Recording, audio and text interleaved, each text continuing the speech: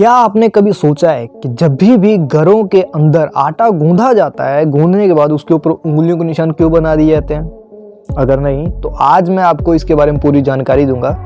तो देखो यार, सबसे पहले मैं अपने घर की फिलॉसफी बताता हूँ इसके पीछे का कारण क्या है। तो मेरे मम्मी बोलते हैं कि अगर तुम आटा गूंधते हो और गूंधने के बाद उसके ऊपर उंगलियों के निशान बनाते हो और उंगलियों के निशान बाहर की तरफ निकलते हैं या फिर बाहर की तरफ उभरते हैं, तो समझ लेना तुम्हारा आटा बहुत अच्छे तरीके से गूंधा हुआ है। वहीं पे अगर तुम्हारी उंगलियों के निशान बाहर की तरफ नहीं निकलती, अंदर ही रह जाती हैं, तो समझ लेना तुम्हारा आटा उतने अच्छे तरीके से नहीं गूंधा हुआ। तो ये तो हो गई हमारे घर की फिलॉसफी। अब जानते हैं हम लोग इसकी एक्चुअल वजह। देखो यार, इसके पीछे कोई भी ऐसा साइंटिफिक रीज़न नहीं है या ऐसा कोई वैज्ञानिक कारण नहीं है कि अगर तुम गूंधे हुए आटे के ऊपर अपनी उंगली निशान बनाते हो तो आपको कुछ बेनिफिट होने वाला है। ऐसा कुछ नहीं है। दरअसल इसके पीछे यार प्राचीन मान्यता चली आ रही है जो कि हिंदू धर्म में है।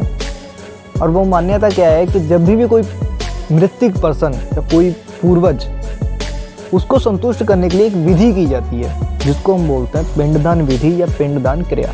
उसके अंदर क्या किया जाता है कि आटे की गोल गोल लोई बनाई जाती है और उस गोल गोल लोई को हम लोग पिंड बोलते हैं और वही पूजा के अंदर चढ़ावा चढ़ाया जाता है, इसीलिए उसको पिंडदान क्रिया या पिंडदान विधि बोला जाता है। और वही चीज़ जब घर के अंदर आटा गूंधा जाता है, वो भी एक तरह का लोई होती है, वो भी एक तरह का पिंड कहलाया जाता है। बट वहाँ पे ट्विस्ट ये आता है, जब हम लोग उसके ऊपर उंगलियों के निशान बना देते हैं तो वो जो निशान बने होते हैं वो इस बात का प्रतीक होता है कि ये जो गूंधा हुआ आटा है ये किसी भी पूर्वज या किसी भी मृतक पर्सन के लिए नहीं है, वो जिंदा इंसानों के लिए खाने के लिए बना है, जिसकी हम लोग रोटियां बनाते हैं। तो ये था इसके पीछे का एक्चुअल वजह। तो कैसी लगी वीडियो? और फैक्ट्स जानने के लिए